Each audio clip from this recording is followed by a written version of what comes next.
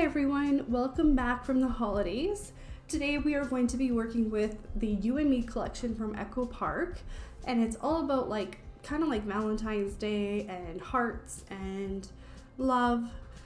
So we are it includes the 12 by 12 stickers that come with the paper, and that's all we're using today for embellishments. So we're going to be a little bit limited. We're going to have to be a little bit more creative.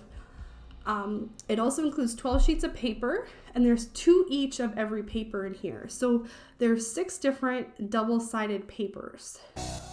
We're also going to be using 2 sheets of black cardstock and 2 sheets of pink frosting from the Smoothies collection from Basil Basics. And I know that looking at my embellishments, that most of it's going to be about like a relationship or being a couple or being in love with someone. But you can make, and I do this, I make one page that's kind of more focused on the flowers so that it can be about a daughter or a grandparent or just someone that you appreciate in your life. Someone asked me over the holidays, how do I choose my paper? So today's video, I'll kind of go through the process of how I pick what papers I'm going to be using in a collection. Okay, so we're making 4 pages today, which means we need 6 papers.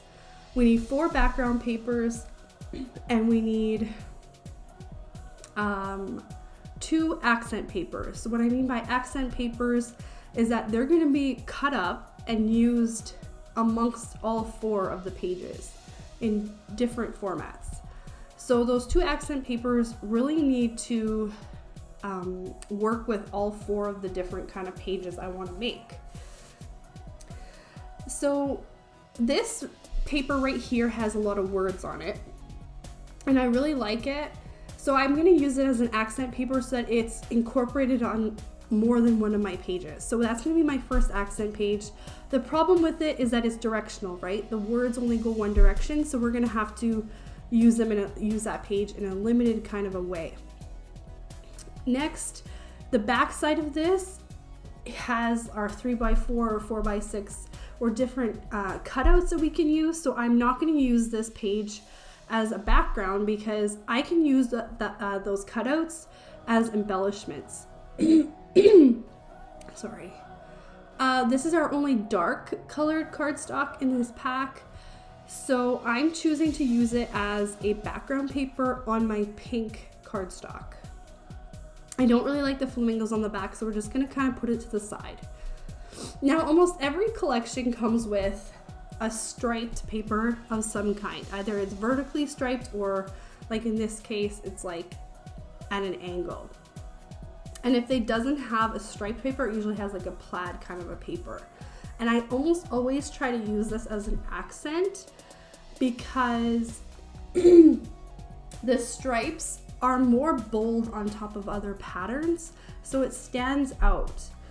Not only that, but stripes incorporate the whole color scheme usually of a paper pack. So it works well to tie things together. The back side of this is more elements like your cutouts. So we're going to save that because they make great scraps for pocket pages later or cards, and we can also use them as embellishments later on.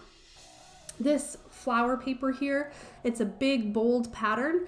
I really like it because it has some of the green in it, and I'm going to use it as a background paper on my black. I can't remember what I used. This typewriter paper I don't really like all that much, but it does have stripes on the back, so we put it away possibly as an embellishment a little bit later on. This next paper here is also a big bold floral pattern. I like it as a background, so we're gonna do those 3 for sure as background papers. Now I have these 3 remaining papers left over that I don't really love as much. I'm going to choose not to use the purple heart paper because I didn't really use a lot of the purples for the rest of the colors that I've chosen. So if I had to choose, I'd rather choose the pink just because I think it works well with the rest of the papers I chose. So those ones are going to go off. These 3 papers are going to go off to the side and be used like kind of just, they're going to kind of get put to the side and either put in the scrap pile, or we'll use them later on in the embellishment process if we feel like we need to add a little bit more to our pages. We have cutting diagrams in my tutorial videos, and I just kind of want to let you know how to read them. So there's the number in top in inches, and that's going to be the size that we're going to cut that cut piece into. And there's a number below it in a circle. So a lot of the times we're making 4 pages or 6 pages when we're using these cutting diagrams, and all these cut pieces can sort of get very disorganized. So that number inside of the circle there represents a pile that you're going to put that cut piece into. So for a 4-page tutorial, we're going to make 4 piles, and for a 6-page tutorial, we're going to make 6 piles. So the numbers are going to be either 1 through 4 or 1 through 6. So page 1 is going to have all the cut pieces that have a circle with the number 1 inside, and so on for the 4 or 6 pages. Now we're going to go ahead and get started with our cutting. Our pink cardstock isn't 12 by 12 yet because it has the barcode strip on it. So measure to the 12 inches on your cutter and just cut that barcode strip off. And then what we're going to do is we're going to measure at the 1 inch mark, and then we're going to go 1 inch from the bottom, 1 inch from the top, and then 1 inch in, and we're going to make a straight line. And we're going to do this on all 4 sides so that we cut a 10 by 10 inch square out of the center of our piece of cardstock. And we're going to do this for all 4 of our pieces of cardstock. And then we're going to put the border into our pile on the side, and we're going to put our 10 by 10 inch cutout just in kind of off to the side, and we're going to be cutting with it right away again.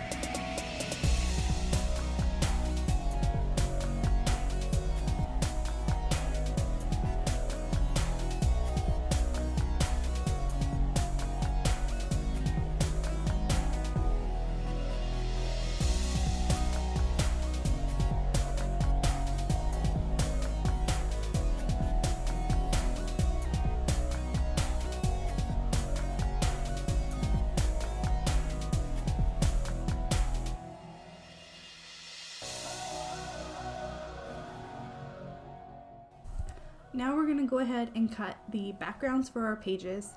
So we are going to be cutting the barcode strip off along with 1/2 inch, and then 1/2 inch on the other side. So we're going to be making an 11.5 inch by 11.5 inch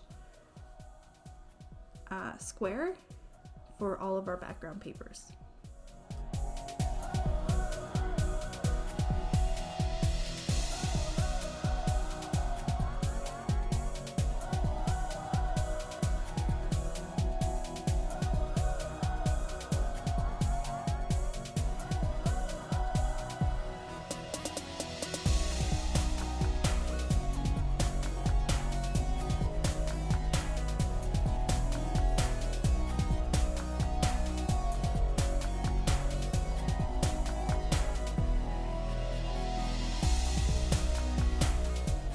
Make sure when we cut this this paper that we have the writing sideways.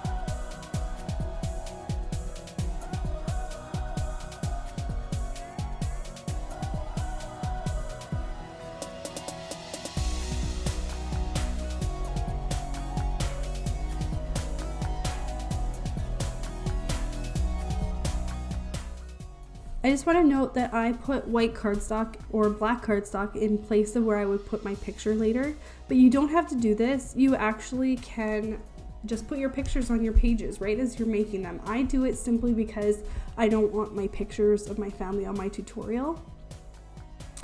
So you can definitely do it with pictures right now, and if you don't, I'll kind of show you some tricks later for how I put my embellishments on my pages without interfering with the white area, which would normally be where I would put my picture later.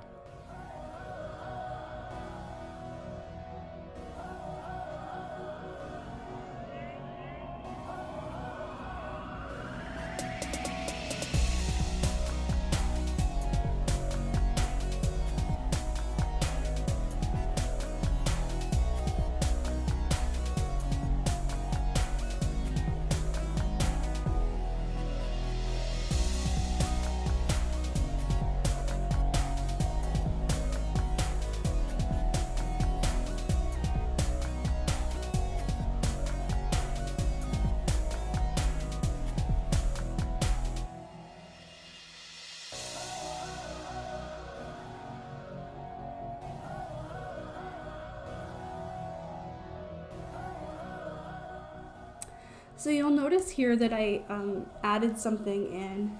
I felt like the pink cardstock it like blended in too much into the background, and that striped paper wasn't gonna help with that.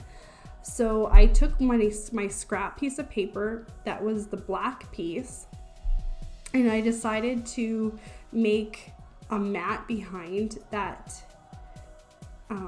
I decided to layer it behind that piece of pink cardstock. And the reason why I picked that is because if you ever did a double layout, it would work well with that other paper that had the black background. And I like it the most out of the scrap that I have. And I felt like the black would tie in well with the border of our page.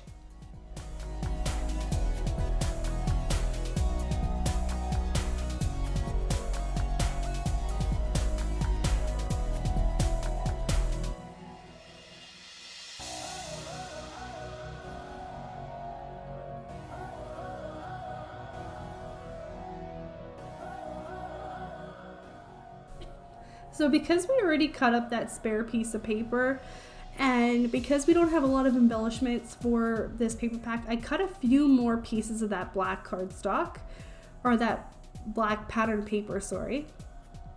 So on the first page, I made a mat for your picture, so for a 4x6 photo. And then we also, I really shouldn't have put so much adhesive, and then I'm gonna pull that up later. Oh well. Now for our next piece, I matted the 3x4 mat. So it's like matted 3 times on our second page, just to add a little bit more pop to the pages. And since we had cut up that spare piece of cardstock or pattern paper anyways, I figured we might as well use it.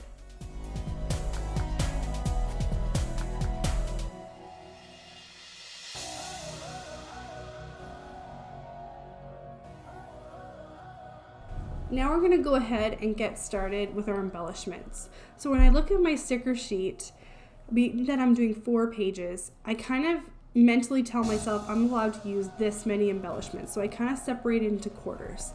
And the reason why I do that is because at the beginning, I'm kind of more stingy and I'm like worried about running out. And then by the end, my pages look more full because I have a lot left. So I try to mentally look at my embellishments and think about how many I can put on each page. Now here what I'm doing is, because I know like the pages, we need a little bit more help with the lack of embellishments, I'm choosing to cut up a bunch of these elements to potentially put them on my pages. Now I had a question over the holidays if I ever do 1-page layouts, and I don't ever intentionally do 1-page layouts because we can always change a layout that has more photos into a layout that has only one photo. So in this case, like on this page, what I'm going to do is instead of putting two 4x6s, I'm going to put a 4x6 element that I'm cutting out on top, and then I'm going to leave the spot for my photo on the bottom. The only time I ever do like one photo layouts is when I'm planning to make pages that go on my wall like as decoration, where I want to put like an 8x10 picture or at least like a 5x7 picture. So just a bigger picture on a layout. But I generally don't do that because when I take pictures, I take a lot of pictures. So I always have more than one picture that I want to represent that that event. But you could easily convert any of these to one page layouts. Like here, even instead of doing two 4x6s, you could trim down that pink paper and do a 5x7, or you could trim down an 8x10 to fit like as on top of that pink paper on that pink cardstock. So I may in the future implement some cutting guides with one page layouts, but I don't right now. I like the idea of using 4x6s and 3x4 because it's the most economic way of printing your pictures. It's the cheapest way, and it's kind of the most standard size. So here I use that You and Me 4x6 on top along with the love border from the paper, one of my spare papers. And now I'm just using foam tape to adhere this banner just to kind of give that that straight love banner a little bit extra beside it. And I also had a question like over the holidays on how it works with my white cardstock with gluing stuff on top of it. And I don't really glue stuff on top of it. So like for an example, this bouquet, it's on top of my white, but the foam tape is actually not on the white part. It's on the bottom and on the side of the bouquet that's kind of over top of the black cardstock. So that when I take that white paper out, it's actually, there's nothing adhering to that white paper, if that makes sense. And here again, like I want to put this, all my love in the bottom. Here again, like I'm making sure that my foam tape is just below the white. So even though it overlaps the white, the foam tape part of it is below the white.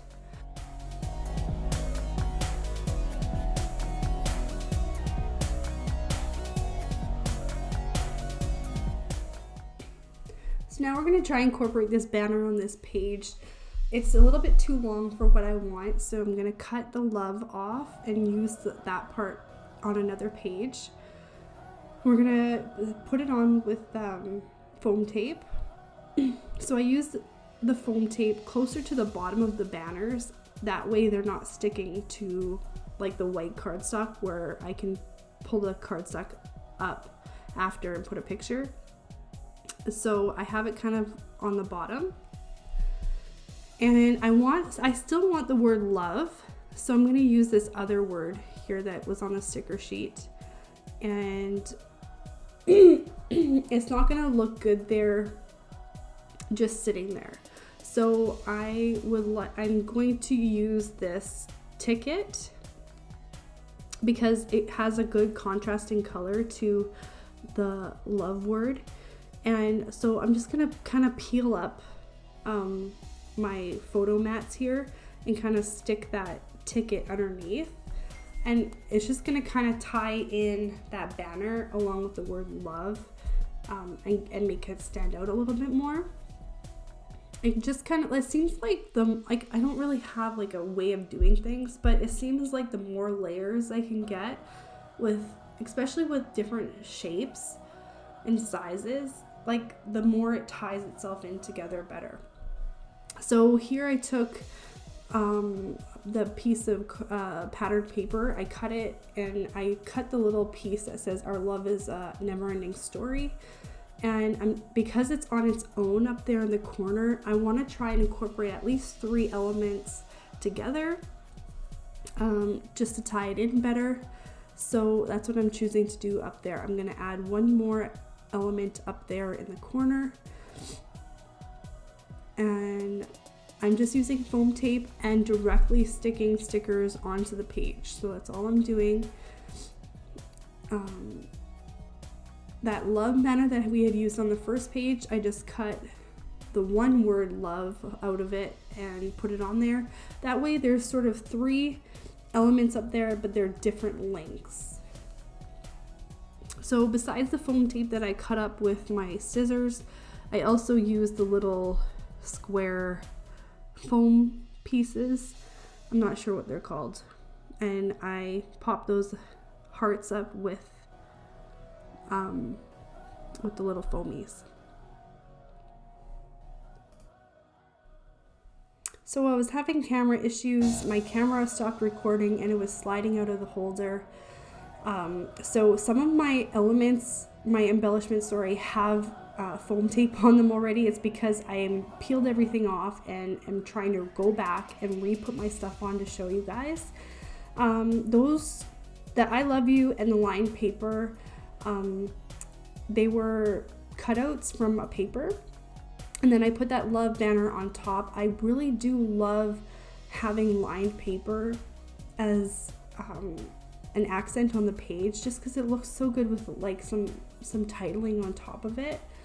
And then I just took foam tape, applied the rest of the embellishments like the hearts and some of the sayings to finish off the page. So this next page also I had to rip everything off, but I left the You and Me sticker behind the black pattern paper. It wasn't going to peel off very well, so I just decided to leave it there. And we're going to kind of work embellishments around this titling so that it's not just stuck there in the middle of nowhere all by itself. We're going to kind of frame it with our embellishments so that it looks like it has a place. So you'll notice here that my foam tape is kind of along the curved edge of these flowers. And the reason why I did that is because I want the flower to be popped off the page along the outside edge, but the part that's closest to the 3x4 photo, I actually want it flush with my paper. And I like having these bigger embellishments at an angle sometimes, especially if they're flowers, because it kind of creates a shadow on the page and not all of the page is popped up then. So something I like to do when I'm putting embellishments near a photo well, because I put my pictures later, what I'll actually do sometimes is when you put foam tape on, you stick it on, but then you have to remove this film so that the part that so that it's sticky. So sometimes what I'll do with the foam tape is put the foam tape on but not remove that film, so then it's not actually sticking. So for an example, this pink little flower here, it's sticking on top of where I'm going to put my photo, but it's a sticker. So the part that's underneath the flower is sticky right now, but because I put a foam tape but didn't remove the film, that pink area on the flower is actually not sticky at all. So I don't have to worry about it when I'm trying to put my picture in there. And sometimes people don't want embellishments to be stuck to their photos at all. So this is a good technique if you want to do that as well. I hope you enjoyed today's tutorial. I will see you back next Friday with a new video. Thank you so much for watching.